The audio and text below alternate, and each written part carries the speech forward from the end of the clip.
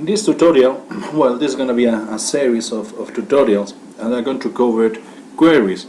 You've been doing queries since year 7, and probably earlier.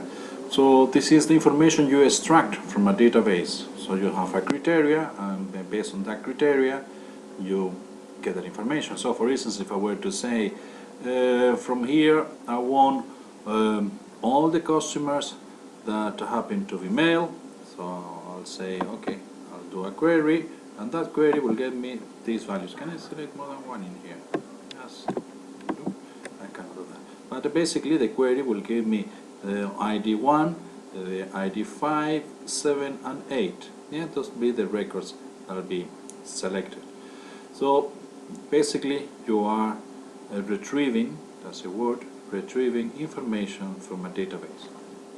Now, sorry, I'm going to show you an example of in here in this table student on how to do that. In this case, I'm going to retrieve all the students that happen to live in where? In the street 3. Yeah, an address to street 3. So to do that, I go to create, I go to query wizard, and in query wizard I'm going to select simple query wizard, and from there I want to get all the information. Remember, this is the table here, students, and I'm gonna go next, and students query. Yeah, I'm gonna be more precise, the students address query.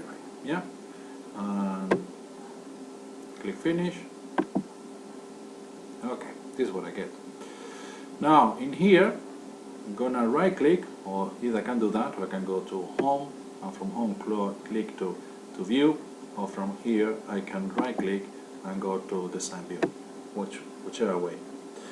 Now from here, as I was saying before, I come to filter all the students that live in street 2 and the address 2. So I said the street 3, right? Yes.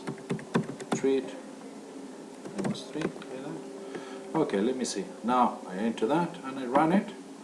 Right. Well, that happens to be 2 students. Yeah. So this is how you get the information using queries in Access. So one way. This is what we call a simple query. Yeah, it gets just one element. Or what I was saying before, for instance, if I were to enter here male, if I were to click in here, that gave me all the male students.